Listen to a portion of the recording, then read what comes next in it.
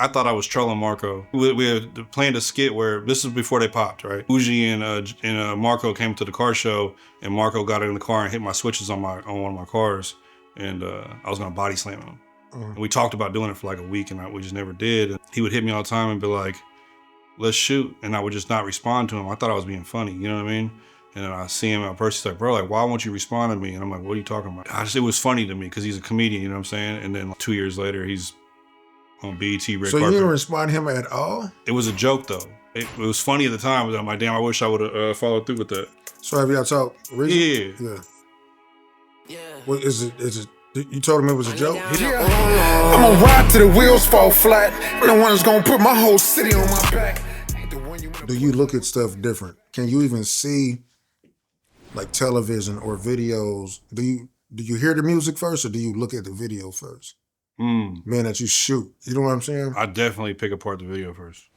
So you probably ain't heard the song until you probably heard it like 4 times. Yeah, like I catch most of the music when I'm in my kitchen working. Like if I watch a new video, I mean, I don't know, I couldn't really give one example, but I hear it more when I'm not looking at the TV. What about when you edit all your videos, or do you send any? No, I don't send off nothing. Never edit every last one of them. 100%. I've never sent off a video to get anything done. Interesting. Well, actually, let me rephrase that. When I started Skrilly Vision, the company, was in 2018. The reason why I did that is because my little sister was an editor. She's so fire, bro. And so before that, I was just going by my name, Bill Hughes. Everything just said Bill Hughes on it. So when she came to me and I kind of quit. It was after Papa Willow went to prison. I just was done with it after that. And she was so dope with editing. She was like, "I want to start editing videos." And I was like, "Well, let me go buy some more equipment." And I was like, "Let me start a company that's not based around me, and have her edit it." She went crazy on like 5-6 videos, and then quit. Just quit on me. Never edit again. For a reason? Did she tell you why? I don't know really what it was.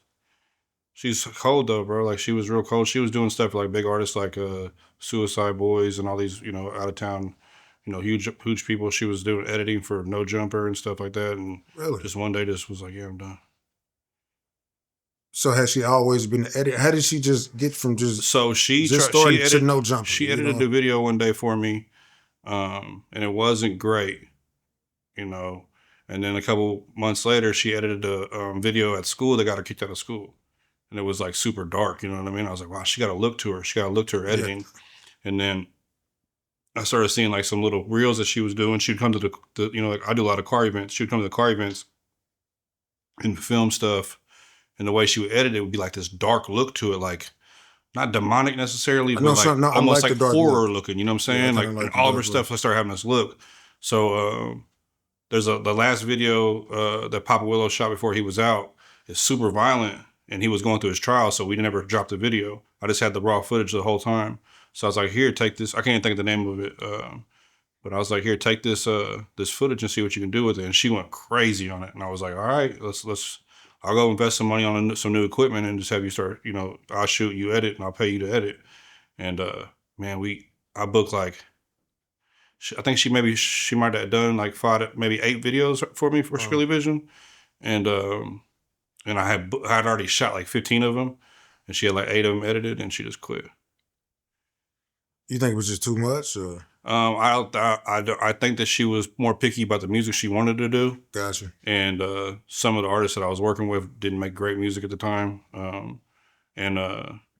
This is like right when I shot Delio's Drill video. I think it's called Drill, which is like his second biggest video he ever dropped. I shot that, and she was going to edit it, and she just quit on me. And I'd already went out of town, shot a video for this big artist in Tennessee named Struggle Jennings, who's like a platinum artist and stuff. I went down there, shot the video for him. She edited it, and then she quit because she didn't like it. It was like country rap music, and she just wasn't into it. I mean, that's why I think she quit, but we never really had a clear understanding of why. So let me ask you this. Being that you said that, as far as the videos, are you selective on who you shoot? I only say that because I don't see a lot of your videos out, but when I do see them, they're quality artists and quality Yeah, I'm super music. You know what selective. I'm Like, saying? I do my stuff is more like reference based. If you, I prefer to build artists. Like, I don't want to shoot one video for you. I want to shoot all your videos for you. Okay. You know what I'm saying? So it's like, or at least a big section of them, or maybe a whole album or whatever, something like that. Uh, so like if you look at Two Times, I've shot like 30 videos for Two Times. I shot um, Boogie Corleone. I shot probably 25 videos for him. BTH Rose. I shot basically all of his videos for almost a year and a half. But it's like if you don't have if you don't really know somebody that I know, then I probably ain't gonna just work with you right away. You know what I mean? I mean, sometimes I'll reach out to artists though. I'll say like if I see um, one of the local like blogs or something shared artists, and I actually fuck with their if Yeah. they think their music's dope, I hit them up and say, hey bro, I fuck with your shit. Let's work. But that's really rare though. But I don't really I'm not the guy that you can just inbox and book with me. What got you like that? Um, Working with bad artists. You know what I'm saying? Working with artists with bad names, putting me in bad situations and stuff. You know what I mean? Like, not everybody's background is all that straight. You know what I mean? And the type of lifestyle that I live or lived, and the people that I be around, I can't really just work with everybody like that. Plus, I mean, honestly, if you go back to 2000, um, between 2015, 2000 to 2020, I was shooting. I don't want to say it like this, but I was shooting a lot of videos for both sides of gang wars. You know what I'm saying? So it's like I had to navigate a very tricky path Yeah. between this neighborhood and this neighborhood. They both wanted to use me because I was I was shooting the best videos. Or I was I basically built Skrilly Vision as a designer brand. Like it's more exclusive. You know what I'm saying? It's limited. You can't just work with me. You know, I'm high. I charge more than everybody else. I take more time. I develop my own style, which now a lot of the younger videographers, they have my style now. But I kind of developed my own style of editing and, um, graphic editing. And so over the years, I just started getting real selective with certain stuff because I found myself in tricky situations with certain stuff. Like even like when I shot the drill video for Delio, that was a diss about duck sauce, and I knew duck sauce 10 years prior to this. You know what I'm saying? Um, and I didn't catch that when I was before I shot it. You know what I mean? And I was getting calls from prison, and man, you shouldn't have done that video. And that video was kind of tricky for me because it turned the city onto me because it was such a big song, And a big but it artist. also turned half of the city away from me because then they thought I was picking sides. Like I used to have a really close relationship with Rondo, and Rondo was like, "I'm not fucking with you anymore." I'm like, "Bro, like I just shot a video. I'm just a videographer. You know what I'm saying? I'm not part of y'all's gang." But we worked it out. You know what I mean? But How tough was that to even just deal? So it from was there, tough. got you. Yeah, it was tough because like a lot of people thought I was picking sides. Did you understand it too, though? Mm-hmm. Yeah, You hundred know what I'm percent. saying? So it's much harder being a videographer than people think. Then. Yeah, for sure. But like I said, like I was also I leaned into it sometimes too. Like these people over here beefing with these people, but they both want to book me because their response they want a Skrilly Vision response. You know what I'm saying? And I never had to deal with no like they would never say anything about me shooting with these guys, and because they knew they wanted to shoot back with me next when they responded. You know what I'm saying? And but yeah, it got tricky. Being that was about to, it was going to start to be the height of Skrilly, right? Mm-hmm. Did that hinder or did it make it? Did that make you stronger? If that makes sense. It made me more aware. You know, it definitely made me. I mean, as far as the name though, yeah, it made me stronger. You know what I mean? Like, uh, people. Okay, I look at it like this: like you can go buy a belt from J.C. Penney's, or you can go buy a belt from Halls. They both gonna hold your pants up. They just have different looks to them. You know what I'm saying? If you see a guy wearing a $700 belt or a guy wearing a J.C. Penney belt, you're not gonna pay attention to that J.C. Penney belt. You know what I mean? And that's kind of the way Skrilly Vision became. Like when they see that Skrilly Vision pop up on the screen, or they hear that Skrilly Vision films at the beginning of the intro, they know you. They know you're serious. You're a serious artist. Not saying you're not a serious artist if you did shoot with a budget videographer, or even like there's also other video. I don't want to shit on nobody. There's other videographers that are just as good as me. Black Palms for sure. You know what I'm saying? Sean Riddle. More I can't think of off the top of my head, but This is gonna be me. This is coming from an artist. You know what I'm saying? Y'all can take my. This ain't even just what. If I'm gonna shoot a video, this is just me. I was gonna go Skrilly Vision, Palms, and LB. or LB. No, let me say that I got to give That's LB what a I'm saying. shout. It wasn't, 100%. you know, 100%. but this is me as an artist. This Yeah. is where I'm coming to. I wasn't gonna shoot with nobody else unless, just like you said. I feel like we all have a different taste of Yes. music that you want to do our videos to. Like if you have more of a drill hype beat, I'm the one for that. If you have more of a movie style, you want to go LB. If you have maybe a more soulful song or something that's going to be more slow motion cinematic, I will go with Black Palms. So that would make me want to go. So I seen all the drill shit over there, right? It made me want to go to you, Yeah. right? Just to see what you would do with something different. Mm-hmm. You know, which is what we did too. Yeah, we did that. You know what I mean? Yeah, we did basically that. made a movie video. We definitely did that. In one, just in one studio. You know what I'm saying? And one thing about you is what I would say. It was no revisions. I didn't need not one revision. Yeah. I don't do them. That was Just crazy. to be honest with you, For I don't real? do revisions now. See, I look at things different. If it's something spelt wrong, or if there's something in the video that it can't be in the video, I'll do revisions for that. Like if there's a pole in the video and you can't have that in the video, Yeah, 'cause I'll it's take that out. progressive. You know what I'm saying? But you know, we own the videos. The videographer owns the video. You're paying me to shoot a video for you. It's not your video. We own that forever. Just like if you go in here and take pictures, the photographer owns those pictures forever. Unless unless you pay to have them released to you, I guess. I'm not sure that works, but everything that comes out of our camera is copywritten to us. So the way I look at it is that's my video. You paid for me to shoot a video for you. You know what I mean? A lot of people don't agree with that, but that's just the way it's written. You know what I mean? Have you had that issue? Yeah. Not a lot though. Yeah. I've only had a lot of times when people say stuff like, hey, it'll be like little stupid stuff. Like, hey, my brother's in the background, his face is looking funny. It's your brother, bro. I'm not changing that. You know what I mean? You kind Like, of look funny, low key. yeah. Like, Well, I'll just warn them like, hey, we're probably not going to work together again if you want me to go back and because I edit my stuff in layers. I'm not sure everybody else does it, but I edit my stuff in layers. So in order for me to come through and fix it, I gotta deconstruct a lot of the video just to fix one spot. And I'm sure there's easier ways to do it, but just the way I learned. I'm self-taught, so I'm not sure if there's an easier way to do stuff or not. But it's just like how you look at Pro Tools, everything's stacked on top of each other. If I got to go through and change something at the bottom, which is the actual raw footage, I might have to change. I might be working on that for 2 hours. so do you give them a time frame when this is coming out? If it's a cheap video, like I say cheap. If it's a like my lower end video, it's 3 weeks, typically. Some people spend 1,000, some people spend 1,500, and I'll say, I'll get you back to you in 3 or 4 days. You know what I mean? I'll go home working on it right now, and it's not that you're not gonna get a faster edit at all, but you're gonna cut the line. You know, you're what I gonna mean? get my time. Yeah, there's gonna be a line. There might be seven So seven that's what videos they're in front paying of you. for. They're paying to cut the line, basically. Yeah. So it's not like you're just gonna get a super duper way better edit. Nah, if you buy a $1,000, $1,500 edit, you're gonna get a way better edit. Really? It's not gonna be rushed.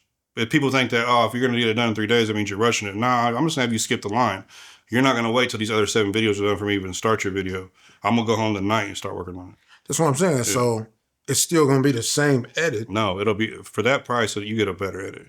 So I'm spending more time on that if you spend just period. Point blank. I look at stuff in hours. I don't want to actually say how many hours I take on videos, but like I said, I do my stuff in layers. So it's like I'll do 3 or 4 layers of editing work for the $500-$600 video, and then maybe it's 10 layers of edits for the $1,000 video. Maybe it's 20 layers of editing for the $1,500 video. But usually on the $1,500 package, that includes a vlog, a lot more promotional material and stuff like that. And not a lot of people go for that. A lot of people just want the $500 video, and they're gonna, they wait 3 weeks and they're gonna get a cool video too. I don't do no videos that are weak. You know what I mean? I just can't. If I get to a point where I think the video if it comes to me not putting out a good video to do a cheap video, I just won't even do it. You know what I mean? Like if somebody's budget, like, hey man, I only got this, this, and this. Okay, well, we'll just save up. I might fuck it up for everybody right now. Shooting I would never shoot a video for $500. Yeah. This is coming from the artist. The time you have to spend pulling up, shooting it, then I got to go home and spend double the time to edit. Yeah. I got the camera, which costs. Mm-hmm. So how much of that is a slap in the face when people complain? Like, man, you charge what? $5? Yeah. You know what I'm saying? So you like, well, go to. It depends. Like I said, this is the reason why I'm selective about who I work with. I only work with people I respect, really. You know what I'm saying? Yeah, So like, yeah. I don't really have like. I'm looking at a name on the wall, but I've had that issue with certain people. You know what I'm saying? And it just makes me not want to work with certain people because of that. You know what I mean? And I don't have that issue no more. You know what I'm saying? Because people know what they're buying when they rock with me. You know what I mean? So that's why you're more selective with it, because you know, if I'm gonna deal with it, I want to deal with it with. Yeah. Son, I know there's gonna get a number. And I ain't gonna say it's all about the numbers, but it's got to be worth it. Yeah. I mean, some stuff. I mean, some stuff is about a look too. You know, like I like if it's a song I like, I'm not really tripping about how much it costs. Yeah. You know what I'm saying? With the BTH guys, the Been Through Hell guys, I really like their music. I'm not sure what's going on with their music right now, but because I think that they haven't really dropped a lot of stuff in the past year. But prior to that, like I listened to every album that they dropped, and I got up on them because of you. Yeah, and that's what everybody tells me. Yeah. And I must have did probably 20 videos for them in a matter of 6-7 months, and they were all high package videos too. They had the budget to do it, and so I liked all their shit. Let me think of some other artists. There's a lot. I worked with everybody now. You know what I mean? So 2 times for sure. I've been working with 2 times since 2017 or 18, and we got I don't know how many millions of views we've ran up. My boy Any Mafio, he's actually on vacation right now, but we got probably 15 million views across platforms, like across all the platforms. 10 on YouTube alone. And I'll go anywhere in the world with him and work. You know what I mean? Sometimes, you know, like I said, he's on his way to go do his little vacation. So the money was tight.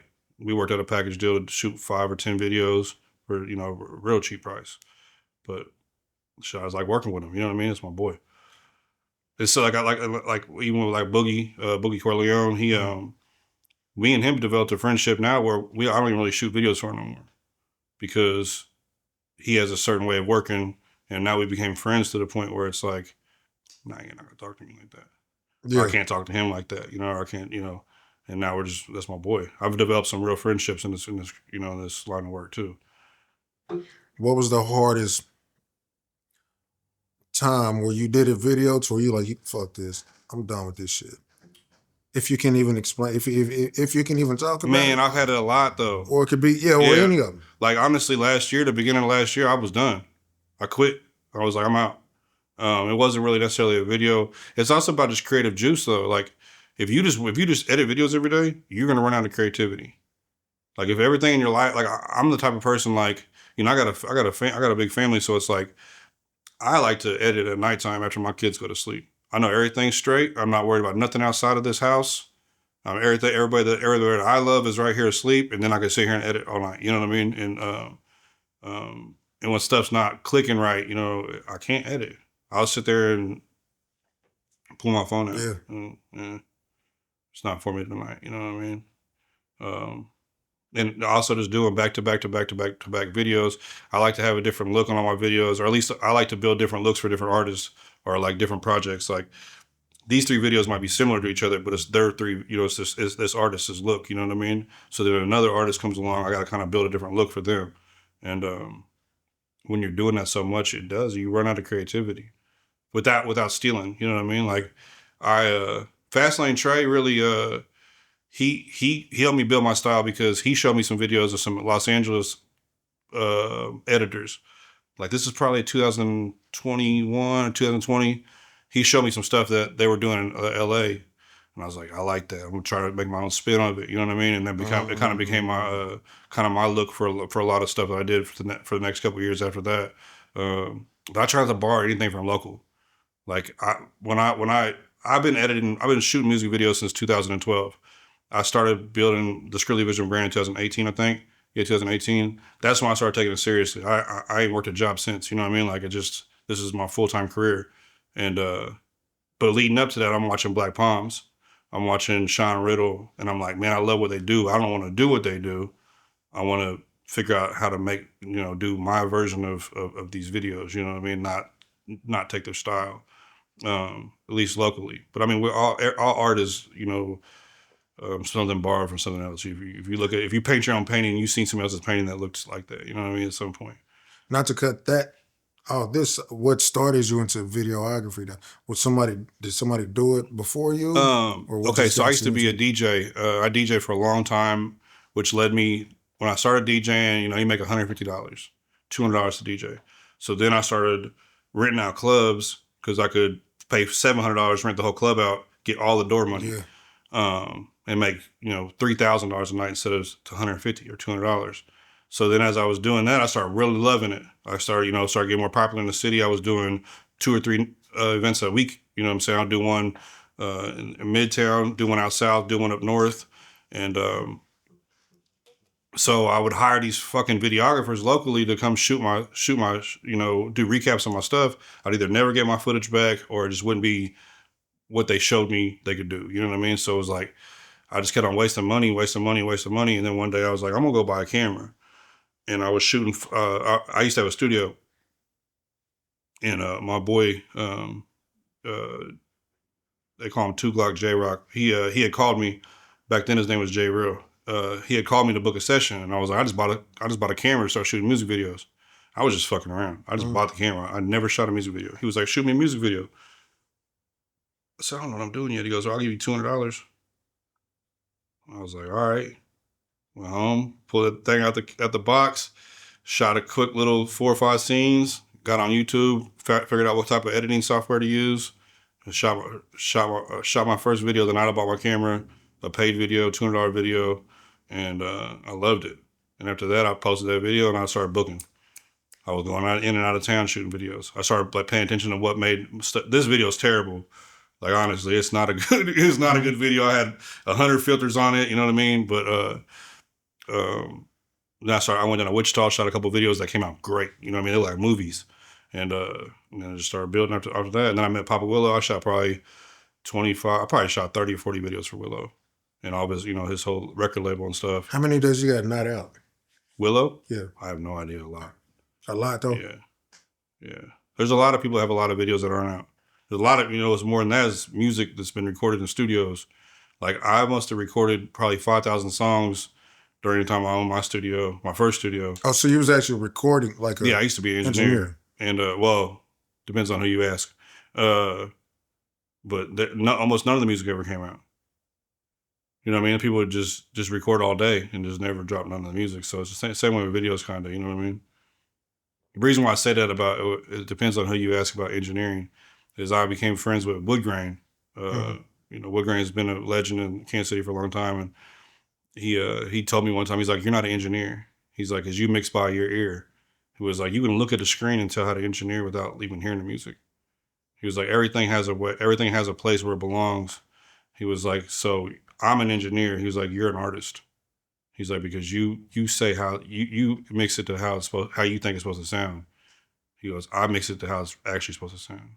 I'm like, damn, he's smart. I don't know if you ever had a conversation with Will Graham. Do you think either way is wrong though? I think that he's right, no matter what you say to him. If you no matter what you say to him. But nah, I love the way I still listen to my mixes today. I get it. But I learned a lot though from that conversation because I started like looking at like the Pink Noise or whatever it's called and just started like learning from him. Yeah, because you can't see some stuff without even doing anything. Trife is like that. Trife Bendo, that's why I started recording. Before he even hit anything, he's cutting all the breaths down. Just like you said, the peaks, cutting them down. Yeah. Before you hear anything. So yeah, that is. Like I watched Will Graham. I asked him one time, we'll get on the phone for hours sometimes. And I was like, "But you love your job though, right?" And he was, let me He's like, let me re-ask that question. I was like, what do you mean? I was like, he's like, you think I love making music? I was like, no, I mean, like, do you love what you do? And he was like, I love making it to where I make it as easy as possible for myself. Like, you go to the studio now, it's like he's got a footstep. If you want to punch in, you just hit the footstep.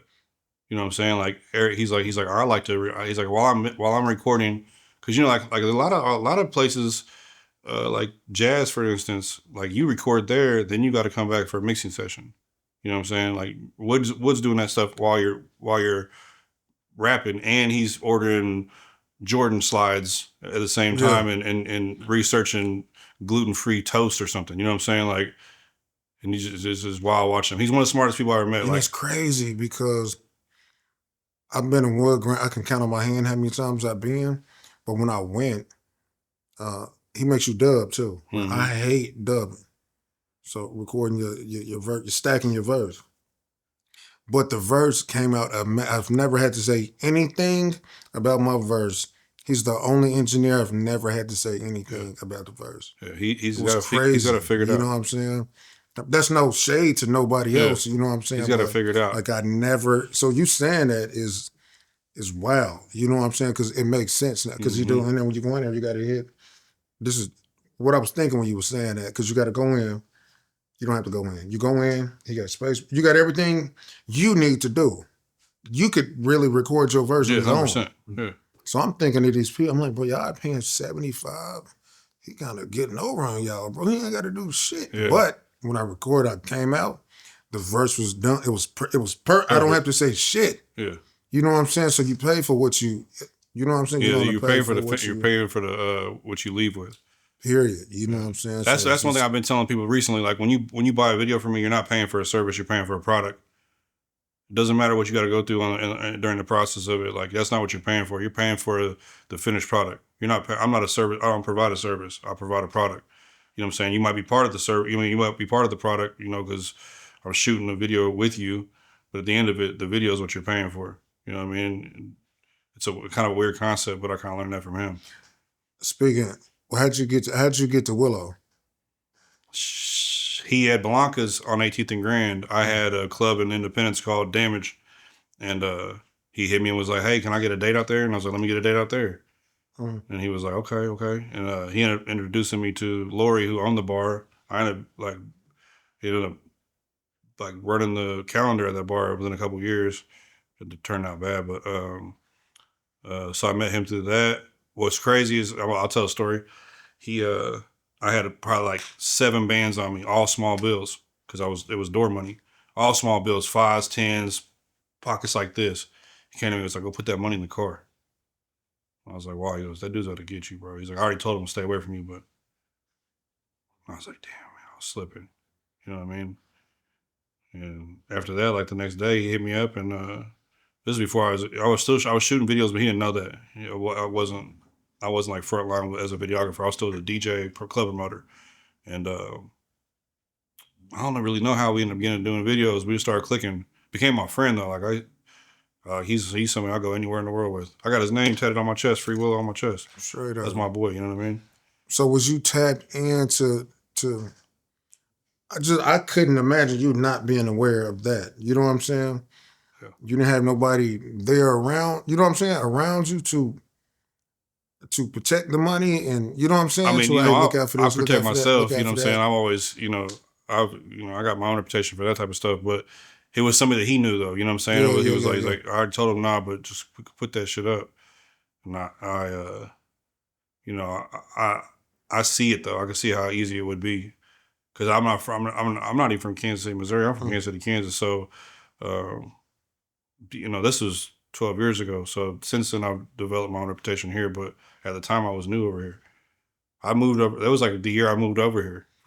Was it a learning experience? Hell yeah. Kansas City, Missouri is way different. Yeah. Kansas City, Kansas is way more organized, like as far as the street stuff. Way more laid back. More, there's issues. More drug-related issues and street issues. Kansas City, Missouri is more street stuff, like more politics. I learned though, you know what I'm saying? I definitely learned, but it wasn't easy right away. Okay, so I see you fool with cars as well. Yeah. You started off in life with cars, I bought my or first. I how? bought my first old school when I was 14 years old. And I guess I'm asking that, like, if you got love for cars and all that, how did it skip to where you now want to be a DJ? Now want to do video? What makes your mind? So when I was younger, there was a guy named Tony, Big Tony. He, R.I.P. passed away about 10 years ago, I think. And he, I'm from two sides of the KCK. My mom and them from the north side. That's where I grew up at. My grandma and grandpa lived on the south side. So on the weekends, that's where I'd be at. And he had like an old school truck or something. He had an old school Bronco with some Daytons on it, right? And he lived across the street from my grandma and grandpa. And I used to see the car, and I was already into building like model cars. I think I met him when I was like 10 or 11 years old.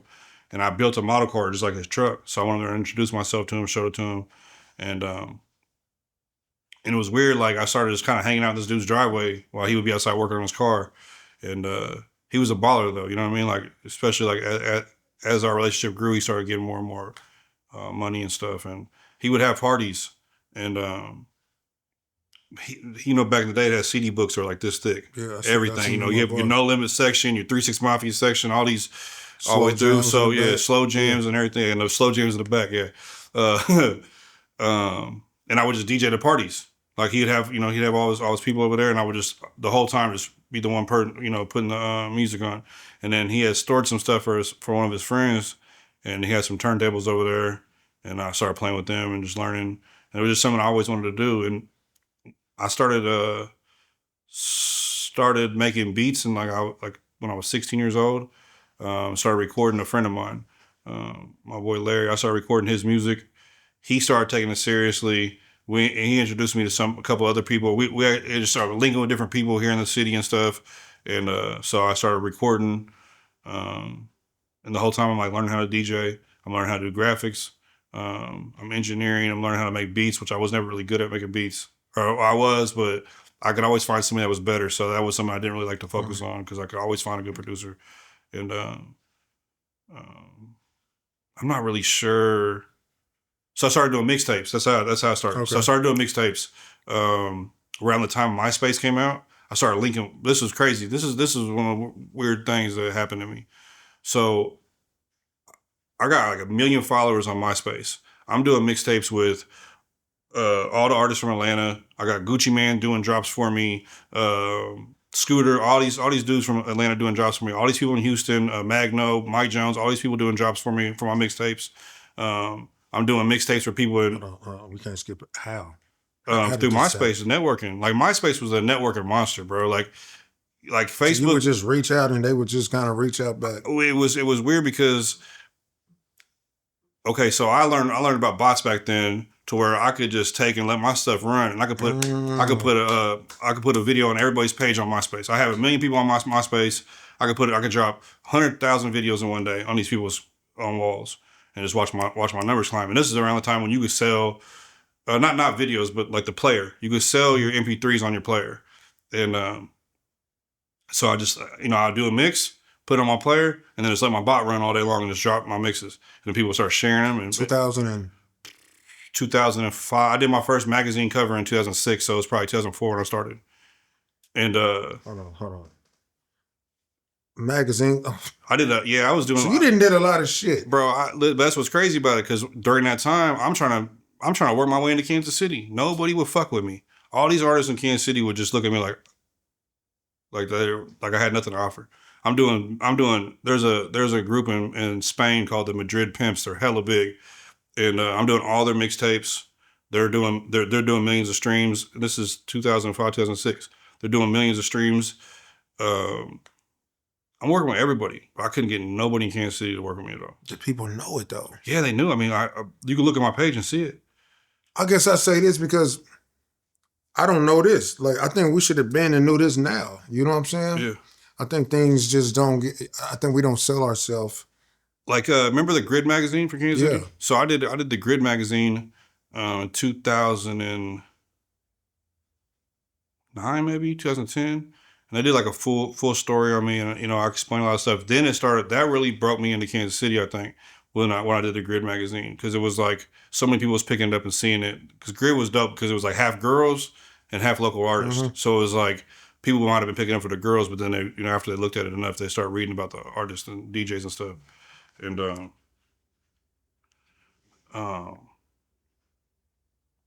yeah, it was weird. I couldn't get nobody to show me love in Kansas City. Nobody cared. And I'm working with Jacka from the Bay. All the people that everybody in Kansas City was working with. You know what I'm saying? It was weird, bro. How did you reach them? Through the same thing? Yeah. Like AP9, Gonzo, Yuck Mouth, they all reached out to me because of the mixes I was doing. So then I started live DJing in 2009, probably. How we don't? I'm not understanding how we don't know that. How that's not out. How that's not. Because MySpace died. Even beyond that, I feel like that's what it really was. I feel like MySpace was like a photo album that just got thrown away. So you didn't transition from. I did, but MySpace is fast. No, when I went to Facebook, I didn't. I really didn't. Because Facebook is like local. Yeah, Facebook is a local app. Like if you it was college. It was a college app to start off. Right? Yeah. That's what it started off as. You had to have a certain, you had a certain type of email for a local email to even be on there. A college email, an EDU email. And I don't know what it was. I felt like even Instagram and stuff is a worldwide app that you can network on. It just didn't pick up for the same for me. But MySpace was going crazy. Like I said, I learned about bots on there, so I could easily, like I said, connect with 100,000 people in one day with a bot. Just run my bot all day long and just put my player on everybody's page. And so I was selling ringtones and MP3s. Yeah, it was crazy. And then I started, but the whole time all I wanted to do was just DJ live. I just wanted to go to a club and DJ. And then the first club I ever DJ was a Spanish club. I don't speak Spanish at all, but I knew how to mix music. So it's like somebody gave me a playlist, and I just went there and mixed these songs together. And they were all Spanish. Yeah, all Spanish. I didn't know none of it was saying. And it was a place off 87th in Culver, out in Kansas, out on Lenexa. And but it went crazy though. Like everybody loved it and shit. But at the same time, like the whole time I'm at home doing these mixes, and they're playing it down there in Houston. You know what I'm saying? It went really crazy in Houston. Like sorry, when you say stuff, I imagine it. Yeah. You got this playlist already set up. Yeah. You're in a Spanish joint. You don't speak a lick of Spanish. None of it. Somebody speaks Spanish though to be able to talk to you though, right? Yeah. I was dating a chick that was from Houston, and she basically got me the gig there because she knew how big I was. Like they would play my mixes in clubs in Houston. Like this is your first. This is my first gig, first live gig ever. And she was like, so Spanish.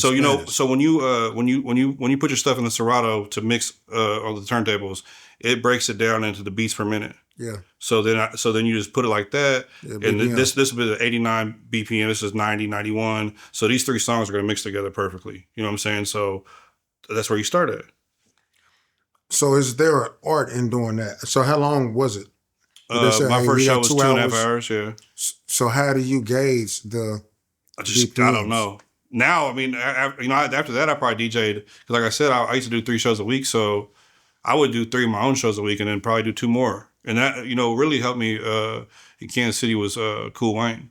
I met Cool Wayne one night. Legend. Yeah, legend. I met Cool Wayne one night on Grand, and I introduced myself to him. He was like, "I know who you are," blah, blah, blah. He was like, "Come by and talk to me." And within like probably about 6 months, I like basically I joined his Black Lava management company, and there was probably like 6 or 7 rappers, 6 or 7 promoters, 3 DJs, me and DJ Rob G. Shout out and to we Rob. We started me and Rob G was like this duo that we had like this classy ratchet style. Like when we DJ together, when we had our turntables together, like we could go from, swear to God, we can go from Dear Mama to Booty Me Down without changing the atmosphere. Like the same tempo. And people just loved it. Like when we did ratchet clubs though, we did like the bitches ain't wearing shoes type clubs. You know what I'm saying? Like we had, it was fun. It was a time. Rob is definitely slept on. Yeah. He was for the locals. I feel like you know what I'm saying. Not to say he don't go. He ain't got a bride, but he local. He makes you feel like you was At home, man. That's one thing about, we have that club on 18th and Grand, 1809 Grand, Blanca's. It's the Green Lady now. It was a little spot upstairs, downstairs. It's supposed to only hold 100 people. We'd get 300 people in there on a weekend. That was just a time though. It was like I feel like the local music scene was thriving then because of me and Rob G and the promoters that were there. Like, it was always a local show there. It might be 10 rappers going on, and then in between we'd have 10 minutes, 30 10 15 minutes of mixing, dancing, cheap drinks. Everybody's fucked up. Always had a cool. I mean, not always. Some stuff happened there, but it was pretty much almost always a cool vibe there. So you ain't slept on. You've been around. Yeah. Yeah, I mean, have been around. I've been in Kansas City, Missouri. I've been working in Kansas City, Missouri since 2000 and I want to say 10 or 11. Yeah, that's about when it started. I know it started before that, but you've been in the mix since then. Yeah. And was able. How long was it before you got comfortable with like being you, opposed to blending in and doing what needs to be done, to where you arrived, to where you like, man, I can do this. I'm doing it the way I want to do it. I'll say a couple years in. Like stuff like, okay, so Brandocious, the Drum Boys. Mm-hmm. I don't know what it was about their music, but I was like, I think they're gonna be the ones. I was the first person to ever pay them to do a show. You know what I mean? Like, here, it might only be like $200, $250, but I just seen something in them, and I was like, hey, I don't remember if they had management at the time or not, but when I did it, like, I didn't want them to be, because I'm paying for it. Like, instead of doing like a 4x6 flyer, I did like a 60-inch flyer. Big one. You know what I'm saying? Like a poster. T-Rail from Topeka, he had a song called Beat It Up or something like that at the time. And now he's a big artist. I was the first person to pay him to be on the show. You know what I'm talking about, T-Rail? Yeah. The dude just got maced the other day. Went viral for getting maced. He's always at Walmart and shit. Yeah. I don't know. I always just try to tap in back then to like anybody that Woogie, Gerald Houston. Like, I did all his first music. Like his. You did music? Yeah. It was kind of comedy music, but it was okay. It was different. He had a song called "My Dick Smell Like Pussy," and but we used to always talk about skits and stuff. Like, back then, like, we always planned it. Like, we're gonna start doing skits on the street, and then he rapped for a while, disappeared for a while, and then came back and started doing skits, and now he's up out of here. What's crazy is with Marco. Like, I thought I was trolling Marco because he was like, "Hey, let's shoot today. Let's shoot this." And I'm like, we had planned a skit where this was before they popped, right? Where Woogie and Marco came to the car show, and Marco got in the car and hit my switches on one of my cars, and I was gonna body slam him. And we talked about doing it for like a week, and we just never did. And he would hit me all the time and be like, "Let's shoot," and I would just not respond to him. I thought I was being funny, you know what I mean? And then I see him in person, he's like, "Bro, like, why won't you respond to me?" And I'm like, "What are you talking about?" And then, like, it was funny to me because he's a comedian, you know what I'm saying? And then, like, 2 years later, he's on BET red carpet. So you didn't respond to him at all? It was a joke, though. I don't know why, because he would like get on Facebook and then tag me like, "Why can't I get a hold of this dude?" And I would just ignore it. And there'd be like 100 people tag me. I don't know. It was funny at the time, but I'm like, damn, I wish I would have followed through with that. So have y'all talked recently? Yeah. What is it? You told him it was a joke? Yeah. What'd you say? He thought it was funny too. But I wish I would have did the content with him now. Is it better that you can now though? You got your own material. You got your own cameras. Yeah. No, I like what he did though. I mean, I love seeing what he did. I love seeing that. I love seeing Gerald. I love even I can't think of his name, but he used to go by Illusions. Rico, right? Is it Rico Freeman? Yeah. He was one of the first ones that popped too. He used to be an artist that came to do shows at our club. All of them. Well, not Marco, but him and Gerald. I always call him Woogie because that was his name back then, Woogie Baby I. But there was a lot of history built back then. You know what I mean, at our spot. So who are your? I don't want to do a top 5, but like, who are your artists that you? I guess when you got here tapped into, that was that was up there, I would assume. You know what I'm Now or saying? then? Then. That was making noise then.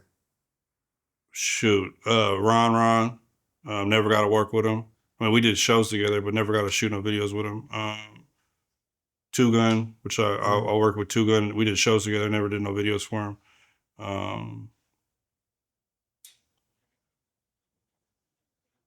I can't really think, bro. There's a lot though. Yeah. Like that, you know what I'm saying, that was really popping in the city. But like honestly, like my favorite, I won't do a top five. I won't do a Yeah, current. not I won't even do a just current top I five, won't but do a like current top who five. is But I'll tell you right now, like the person I want to work with the most is Casey Young Boss. interesting. Like I that's one of my favorite rappers from Kansas City. Boss, tap in, man. Yeah. No, we've talked about it 100 times. Okay, It never works out. Like it was never timing? actually. Yeah, something. But I fuck with his music. I fuck with everything. I feel like he's a packaged artist. Like he's just. I mean, I know he's doing like 25,000 listeners on Spotify and stuff like that, which is huge for Kansas City. But I feel like he's a million listener artist. You know what I'm saying? Or 2 million listener artist. So you think with your touch on it, it could push it? Nah, and I wouldn't say with mine. He needs help. He needs a good marketing crew, or good. You know what I'm saying? That's what it is. Like, I'm not saying what he needs. 'Cause I'm sure he's happy doing exactly what he's doing right now. But that's all. That's literally all it's going to take for him. Somebody that knows how to market. You know how to market, though, right? Yeah. Would you be able to help that though? I don't know. Would you be able to jump in that situation? I don't really know. I wouldn't want to say I could or I couldn't, because but I know that's all it would take for him. Like his music, his albums are albums, bro. Like when we do the car functions, you're gonna hear more Casey Young Boss than anything. You're gonna hear Casey Young Boss, Old Fat Tone, and Rich the Factor.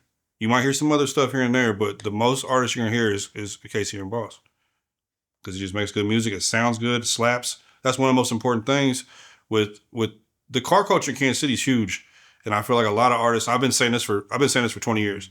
A lot of artists are not getting that because their music's not mixed right, and if your shit don't slap, we're not gonna play it. If it's just not crispy, where it makes my highs sound really good, I'm not gonna play it in the car. If the beat's not low, I'm not gonna play it in the car because it's not gonna make my shit slap.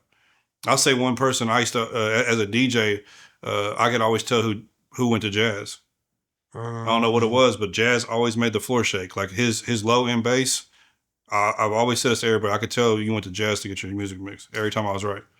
Yeah, and he knows how to mix. Damn, well, I got a brain for it. But he's. Some people just get the MP3 to where you don't. Yeah, stems. You know, stems. Yeah. Why the fuck? How the hell did that happen? Yeah. But yeah, people don't get their stems. Yeah. So yeah, and he'll press for that. Like, you can't give me the stems? I've seen him do that because with Willow go in there and buy 10-hour mixing sessions. Yeah. And he'd be like, all I got is MP3. He's like, well, try to get the stems for me so I can mix it right. That's significant right there. I think artists need to take their music to people who got slapped. Yeah. You know what I mean? And then they be able to hear it. You know what I'm saying? Like, bro, this is why I ain't playing this. Listen to this.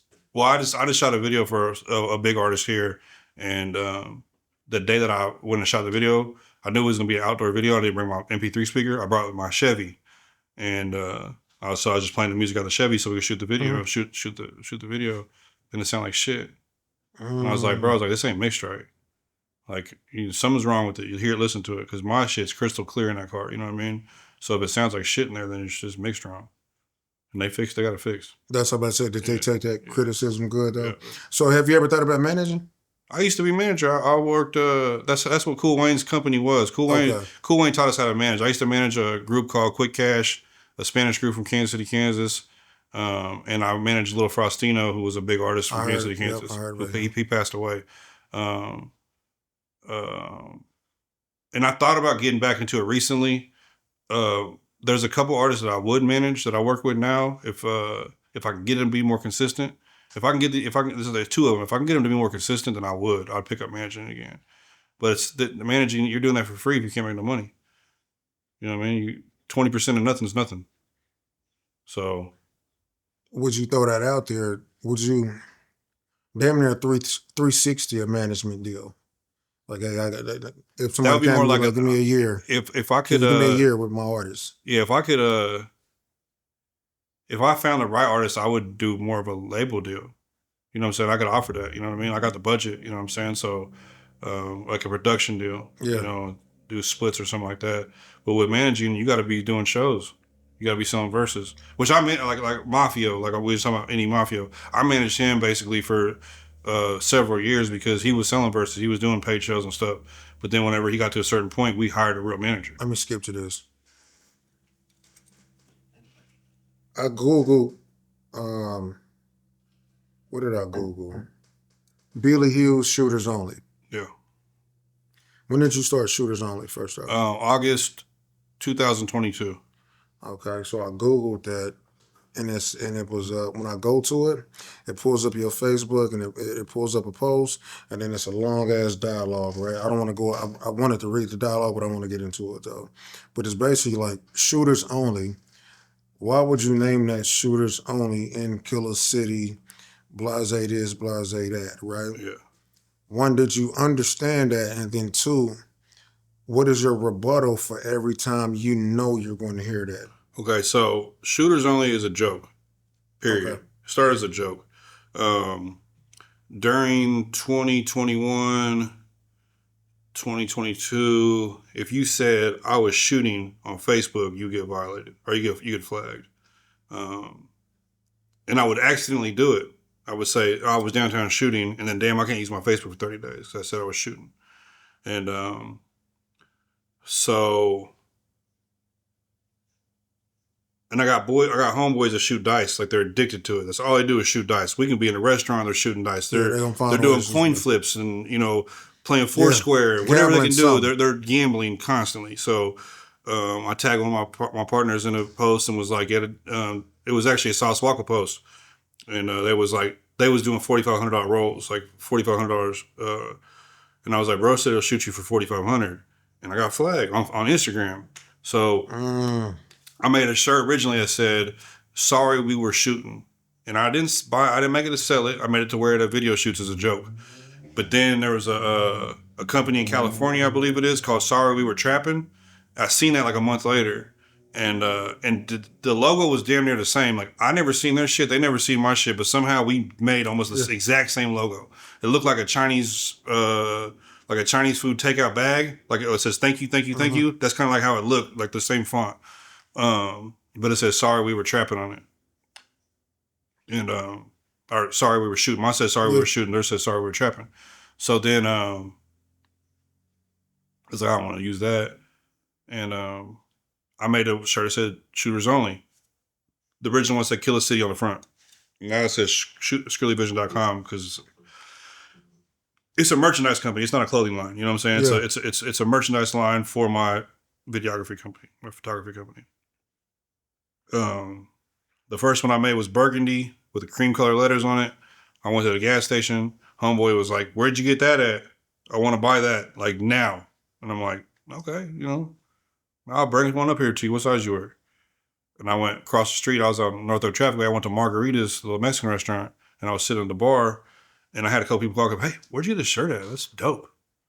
And I'm like, "All right, it's got something. I've only been wearing this for 10 minutes, and I've already had 4 people try to buy one." So I started making a couple of them, posted them on Facebook and stuff. Started selling and I was already selling merchandise. I've been selling merchandise for 10 years. I was selling the Skrilly Vision logo, you know what I'm saying, on hoodies and everything like that. And people was already supporting that. So I already had all the equipment to make merch forever. And but they always had the Skrilly Vision logo on it. And so I started printing up some that said the Shooters Only logo on it. And I started with like a little bin in my trunk like this big. And I was at Hibbett Sports, and these big lesbian-looking, I shouldn't say that, these big chicks walked in, and they were like, "Where you get that shirt at? We're shooters. We play for Western Missouri University. They're basketball players."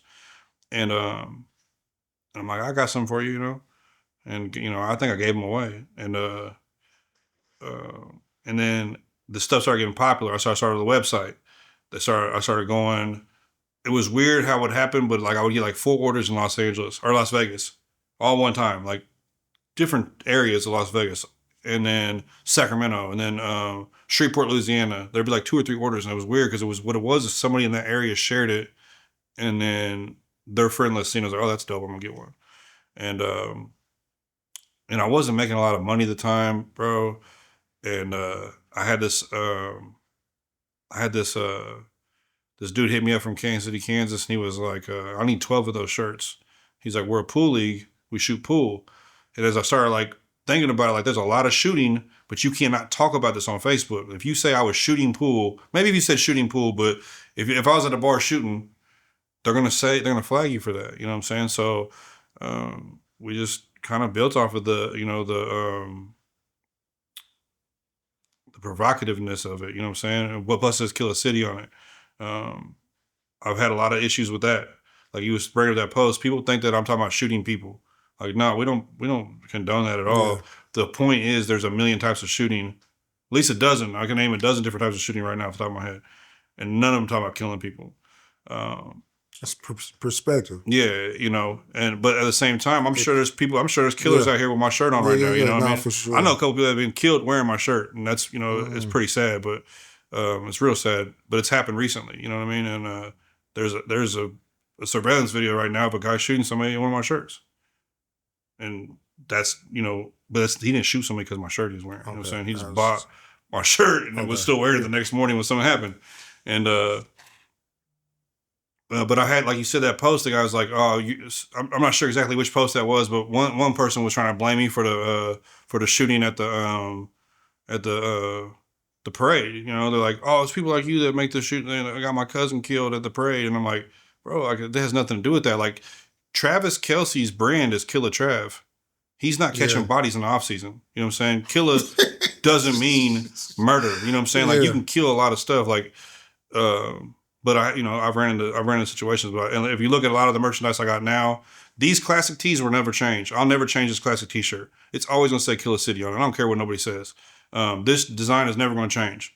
But that's not my only design. A lot of the new designs, they don't say Killer City on it, and it's just because, for one, it says Killer City, Missouri.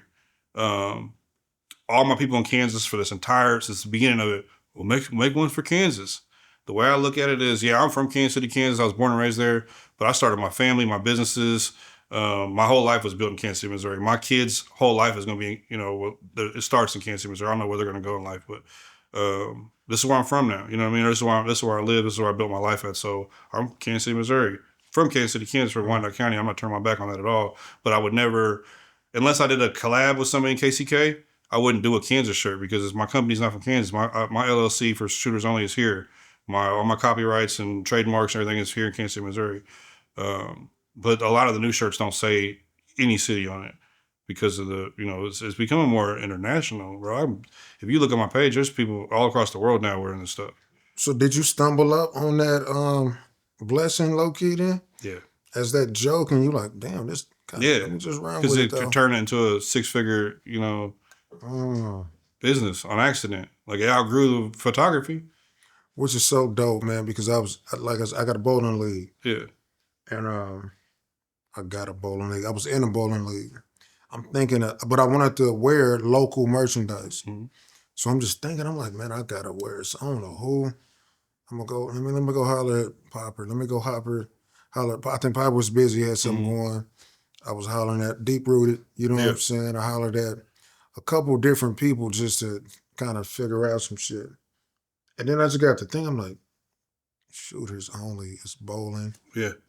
You can take the, you know what I'm saying? Yeah. If you change your perspective. Yeah. So even in the league, when they see Shooters Only, they look crazy. They're like, what this? But at the same time. Didn't we put bowling underneath or something like that? Yeah. But all they're going to say is Shooters Only. Yeah, right? So then as the league go on, who's that? I'm like, yes, bro, he got, look on there. You know what I'm saying? Type it in, you know what I mean? Bro, shoot videos. Y'all need any video footage? And then people started walking up on me. Man, where'd you get that? I need one. Where can I get one? Yeah. Happens all the time. Like, man, let me start getting some cards. I was just at the gas station right now in my Chevy and dude pulled by. I was like, I love your shirt, bro. Yeah. I get that all the time. Like, it just, I don't know what it is about it. Like, people see it from across the parking lot and think it's dope.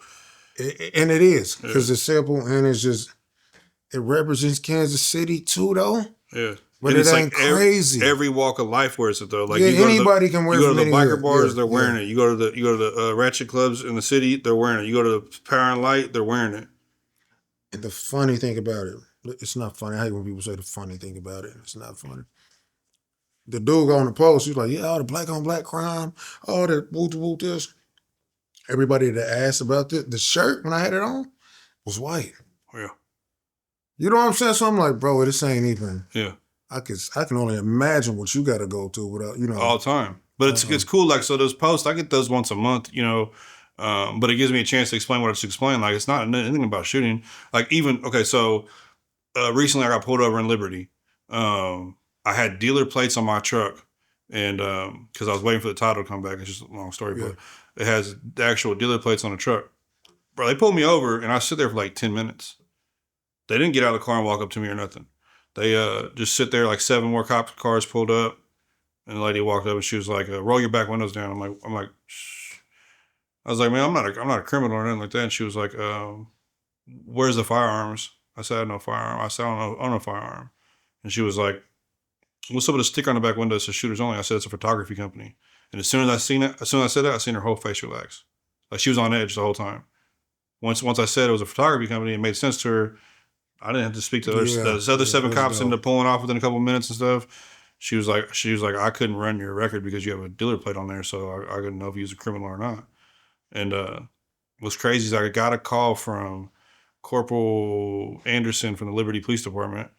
He's like, "We're having problems with your shirts at the high school because it says Kill a City on it. That's against the rules, so we got to suspend these kids for that. And would you consider taking that off there?" And I said, "No." He said, "Well, that's a gang term for the past 30 years. Kill a City represents a gang culture, blah, blah." And I used the same, you know, Kill a Trav Kelsey isn't a murderer, you know what I'm saying? Like, and he uses kill it and nobody has a problem with it. But I said, the problem is that you're kicking kids out of school. Like, why are you kicking kids out of school for wearing a t-shirt? Like, it's not, there's no cuss words on there, you know what I mean? Like, he said there's nine different kids that they suspended from Liberty High School for wearing, or not necessarily suspended, but made them leave or whatever for wearing these shirts. I'm like, damn, that's just one high school. Is this happening everywhere? Like, do you get it though? I see it, but yeah, no, I don't get it. I feel like if I show up to, if these kids are still showing up to school, let them learn. Or the kids hellraisers. You know what I'm saying? I think it's a lot of. Yeah, it's variable. I get it. You know what I'm saying? Nah, because sometimes a kid walked to me on the other day. I don't think he even knew who I was, and he had a shooters only Pooh Shiesty mask on and his pistol underneath his arm, and the whole time I'm just waiting for it. You know what I'm saying? Like, you kind of look sketchy. Yeah. So yeah, I see it. I mean, obviously the bike boys, you know what I'm saying, on the 4-wheelers and the dirt bikes and stuff, they're pulling up and they're buying 10, 15, 20 of them Pooh Shiesty masks at a time. Does this open the door to be able to go, maybe open up the door for you to go to these schools? Well, so I've been doing mentorships. I've been doing the mentorship thing, and I sit down and explain, like, you know, I try to explain what I just explained to you, but to these kids, like, just build something. Like, just, I feel like my biggest message to these kids right now is, like, the most dangerous thing that they can do right now is trying to find something to do. Like, I remember when I was young, if I couldn't go do what I wanted to do, I'd be on the phone trying to find something to do. And I might end up smoking some trees or out drinking or stealing a car or something worse.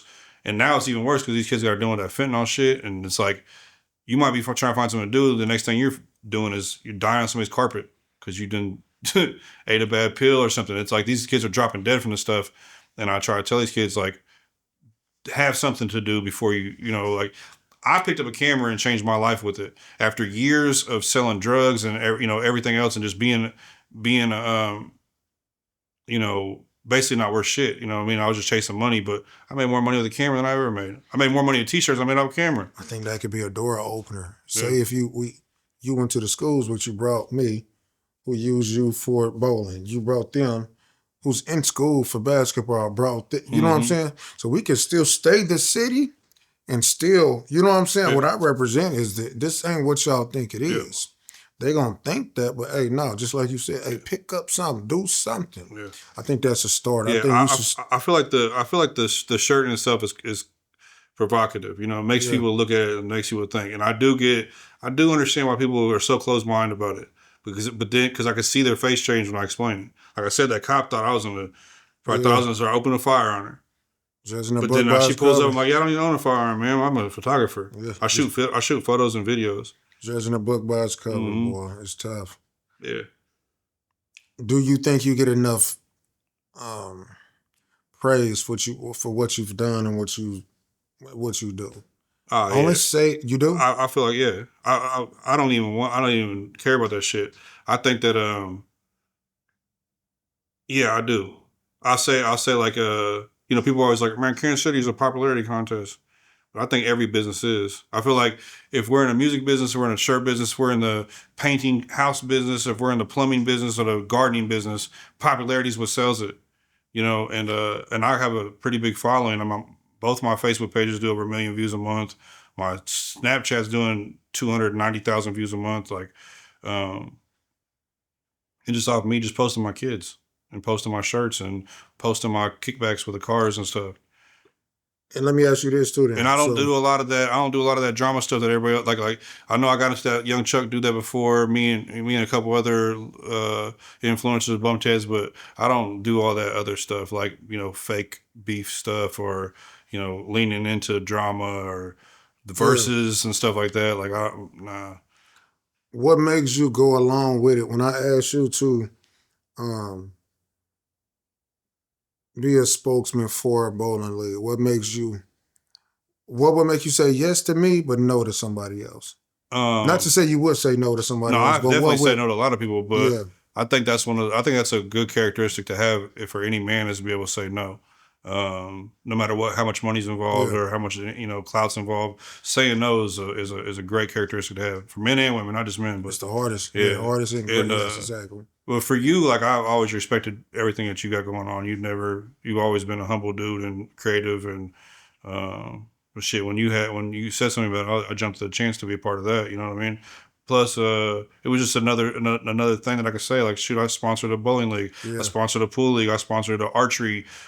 Sponsored two different children's basketball leagues.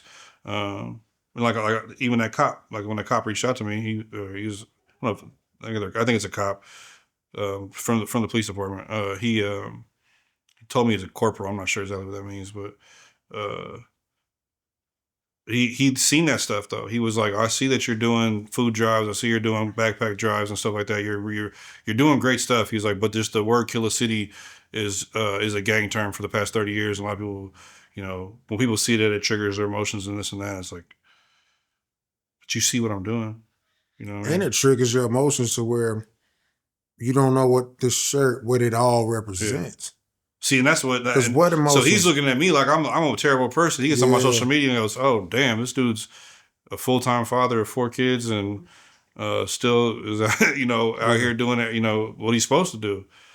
Or going above and beyond with the community at least. And I've been doing that. I've way before Shooters Only. I've been doing outreach in the community, and it's not always something that's like super televised.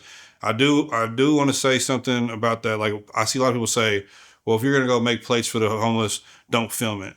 But the reason why I feel like doing that is a good idea is because it inspires other people to do it. Like when I met Papa Willow, he was giving out turkeys and stuff. Yes. So then I was like, I'm gonna do my own turkey drive because I seen his video of him doing it, and then me and Smurfer out here, we're passing out plates and stuff. People see that, then they're doing it, and it does like you're not exploiting. I feel like now if you just walk up and if you give a homeless man $1 and you're filming it and you put it on Snapchat, I feel like that's kind of exploitative.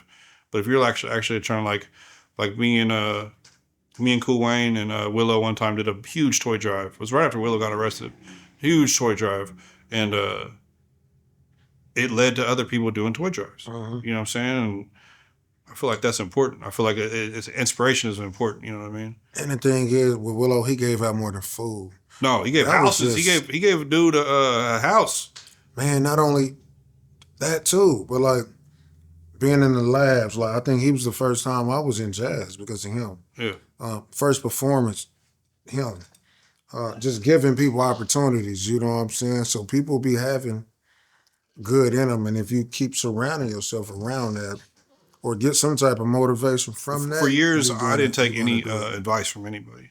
Like when I first came to Kansas City, Missouri, there was like when I first started getting active in the scene over here, I was real hard headed. I was super in the the streets at the time, and I didn't take advice from nobody except for Cool Wayne, Papa Willow, and Mike Wynn. It was it. Like if it didn't come from them, I didn't give a shit what you had to say to me, and it worked out for me. You know what I'm saying? Like Willow, he might be a beast, and people what they say about him, but bro's heart was crazy. You know what I'm Yes. saying? Like Cool Wayne, like me and Cool Wayne still have phenomenal conversations to this day. It's like he didn't have to look out for us like that. You know what I mean? He did. Like Cool Wayne really cared. Like I don't even know if he made any money off what we was doing. Like you know what I'm saying? At the end of the day, I mean, he had his radio show going. Maybe it might have made it his. I don't even think we even helped that out really. You know what I'm saying? He was literally just molding a group of young people into becoming entrepreneurs. His whole goal is push it in their face. Mm-hmm. Yeah. You know what I'm saying? If you're gonna do it and push it. Yeah, Cool Rain is a That motherfucker. stuck in my head. You know what I'm saying? That was from You know what he used to always 20 tell years us? ago. This is something that this is something I thought about recently. He used to say, save some fun for tomorrow. Like we go to after hours and stuff. The after hours be getting sketchy, Hey, save some fun for tomorrow. No, for real. Don't use up all your fun tonight, because you know what I mean? That's some good advice. Yeah, like tonight might be the last night, so save some of that for tomorrow. You know what I'm saying? Like, Or you can go home, bro. Go home. It was subtle, but Yeah, it was yeah. like, don't get killed tonight, bro. You know what I mean? Honestly, that's what he's saying to us. It was like I think about it all the time. Save some fun for tomorrow. Like, don't stay out until it's too late.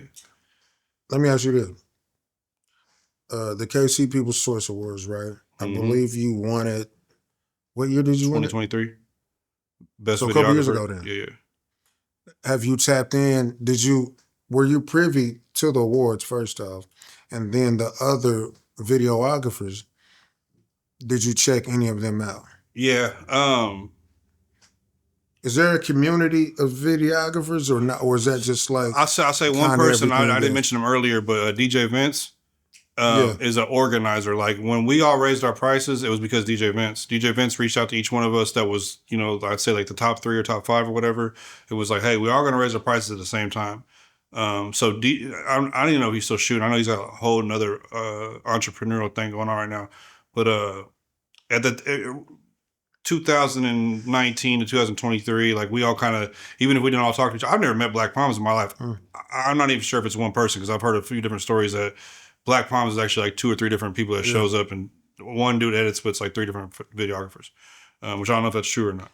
But well, that's funny because I seen Amir. yeah, Amir. I know Amir's the dude that owns it, but I've heard that there's other guys that show up and shoot it.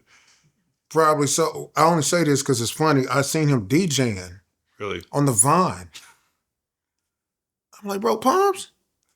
Yeah. I'm Amir. I was oblivious to Yeah. Amir, but bro, he got the shits on, like the lights going. I'm like, what the fuck? What you DJ? Yeah, that's crazy. But around that time, like when Sean was still, I don't know if Sean Little's still shooting or not, but around that time, like he was still popping. And he's another videographer I got nothing but fucking respect for, because what he told me one time, I don't get too much off subject. He reached out to me one time and said, "Why do people ask for the Skrilly Vision edit instead of just going to you?" He's like, "I don't do that type of edit. I do this edit. You do your edit." You know what I mean? And it was dope, because a lot of these new photographers would be like, "Oh yeah, I got you. Let me just watch his video and just copy what he did." You know what I'm saying? But around that time, like we did have sort of a community. I wouldn't say community, but like we all had like a.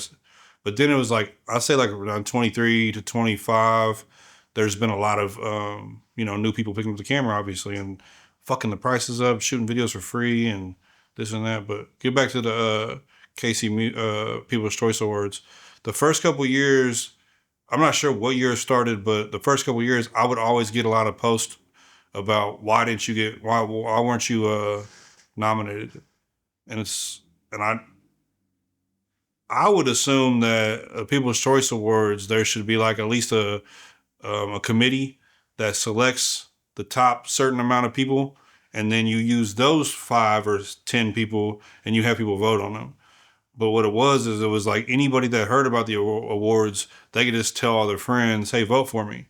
And if they have 45 friends vote for them, then they're going to get nominated. So yeah, that's the concept of it. Yeah. the people's choice. Yeah, yeah. So hey, who's the best videographer? Who's the best podcast? Who's the best? Yeah. So whoever voted, you got to vote for your people. Yeah. You know what I'm So saying? the problem with that is that if you got a guy like Black Palms doesn't even have an identity on social media. I don't know if he has his own personal page or not. Mm-hmm. I mean, I know he's got an Instagram page, but he ain't put no videos on it for 10 years, or probably 3 years. Yeah. But you know what I mean? Like, so is he supposed to get on there and say, "Hey, vote for me"? No, the people that fool with him should. Yeah. But I think the award show was just to create awareness. Yeah. To start off. First, it's just starting it off. Yeah. No, I love what the it's award not show the did. end all be all, you know what I'm Because saying? for me, when I won, and I'll say it like this: when I won, I only made one post. Yeah. Well, maybe I made two because there's like 3 rounds or something like that, and 2 or 3 rounds of voting, I think. But the following year, I didn't make no posts. I didn't get no votes. Yeah. But it's like, for me, I'll say the only thing that I don't like about it, I feel like they should, because I remember one time me and, what's the dude's name? Ray. Me and Ray was going back and forth, and he's like, there were 60,000 votes on it. I'm like, well, there's 60 categories. It's only 1,000 votes. You know what I mean? At the end of the day, like, that's 60,000 is a lot, but if you're talking about 60 different categories, it's not a whole lot of people who have actually voted. But I feel like for them, there should be a way larger marketing for it outside of just Facebook. Now, this year, I did hear it on the radio. I did hear it on 103 and stuff like that. This year, I feel like they did market it a lot better. And maybe it's going to keep on growing, and you know, before too long, you won't be able to not know about it. But I feel like the contestants or the people that want to win are the ones that are actually doing all the marketing for the event. And at the end of the day, the event's making a lot of money at the end of the night, because it's $30, $40 a tickets at a huge theater. You know, there's some money being made. But I feel like it's only the people that, like, 1 year, the dude that won videographer of the year didn't even do videos. Like, he was a photographer, but he asked his people, "Hey, vote for me in these 3 categories," and they voted for him in videographer, and he won. And he didn't do videos. Does that create awareness though to I think it Billy? Like, man, let me go in here, man. it made me not care about it. Really? Yeah. It made it seem like it's not it doesn't really matter. Like, even though I won, like I said, when I won, for one, I didn't go, which I should have went, but it just didn't seem legitimate to me. You know what I'm saying? Like, almost like people look at the Grammys, people are like, "Oh, well, this person only sold 200,000 copies of their album, but they got a Grammy for it because it's committee based." And if you got enough pull with the committee, you can win a Grammy, even if you don't have the best music or you didn't sell the most. But then there's other, like the Billboard Music Awards is based on numbers. Like, if you have 30 Billboard charting songs off an album or whatever over the year, and this person has 20, you're gonna win because it's a numbers based. It's actually about who had the sold the most units or did the most things. But then you got like somebody like me who's doing 10 million views a year, and I'm losing to somebody who's never even made a video. How would you set it up to make sure you get the right winner then? I would, because it's all subjective. And we've actually talked about doing this before. This is even before the People's Choice It's Awards. still more awards. I won the whatever. I literally just popped in my memories today or the other day. I won.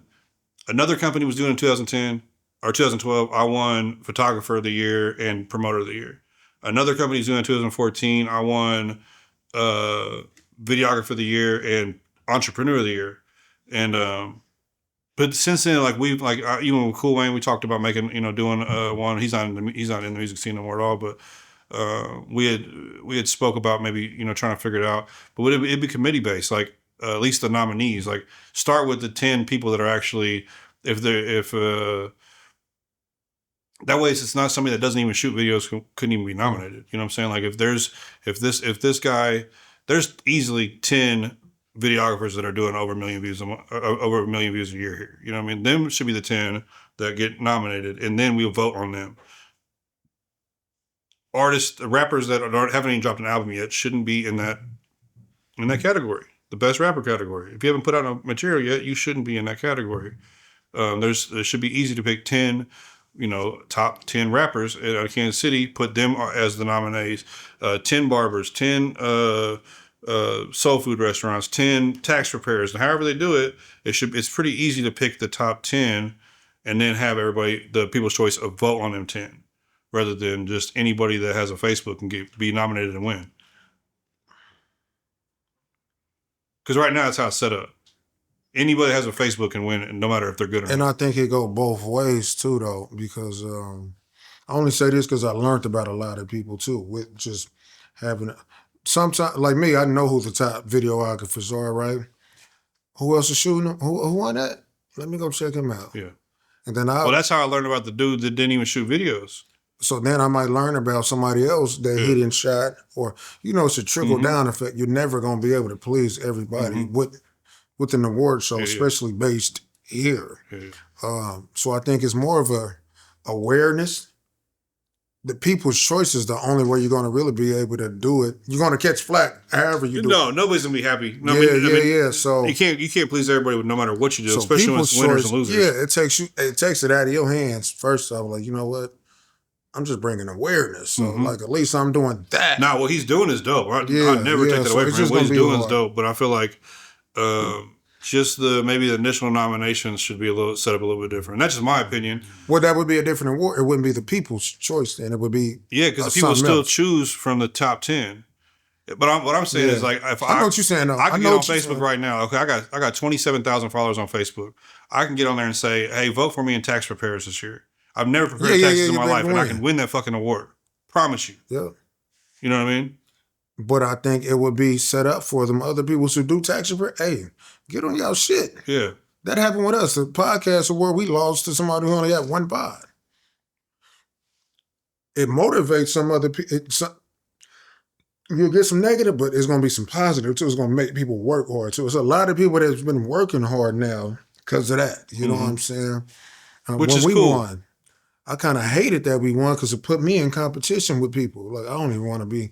So the next years, I've been helping everybody. Hey, bro, get on your shit now. Get your flyers and shit now to be able to win this motherfucker. You know what I'm saying? You care about it. I don't. It's a lot of relationships you'll be able to build through it. So anything with some competition is always going to be something. Can it be tweets? Absolutely. Good thing about Ray, he's open for critiques too, though, So I think it do need to be some type of committee. Not to change what he's doing, but maybe add another award show.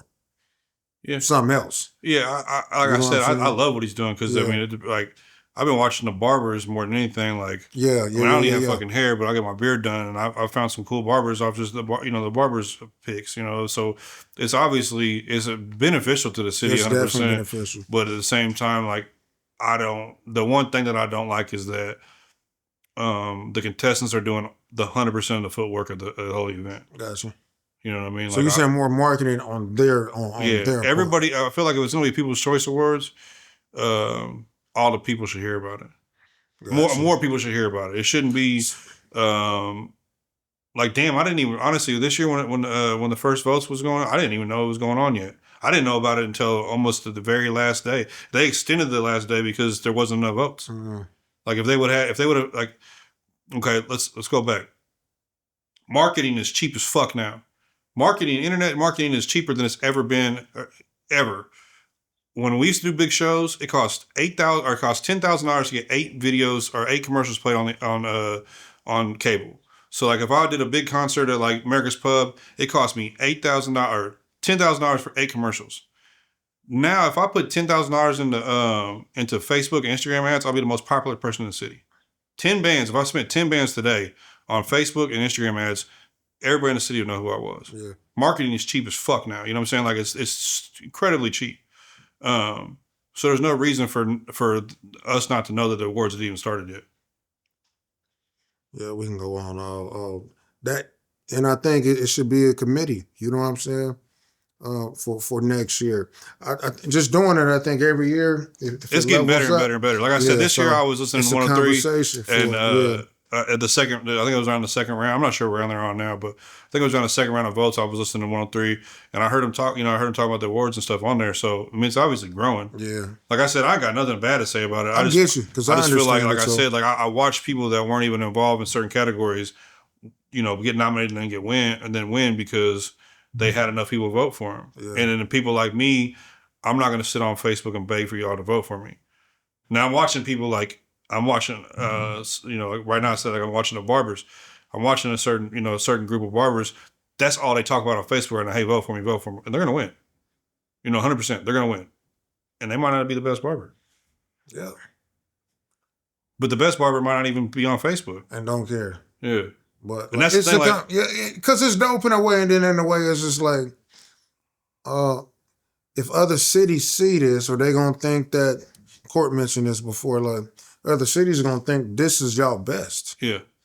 And I mean, honestly, I don't know if you consider Court a Kansas City podcast, but if he is, he's the best.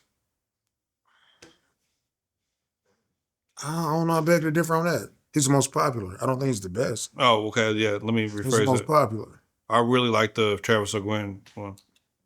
Love all he do too, though. You know what I'm saying? But I just know, man, that's not even a knock on him, though. Yeah. But he's the most popular that's doing. He's putting in the work as well. Who's your favorite podcaster?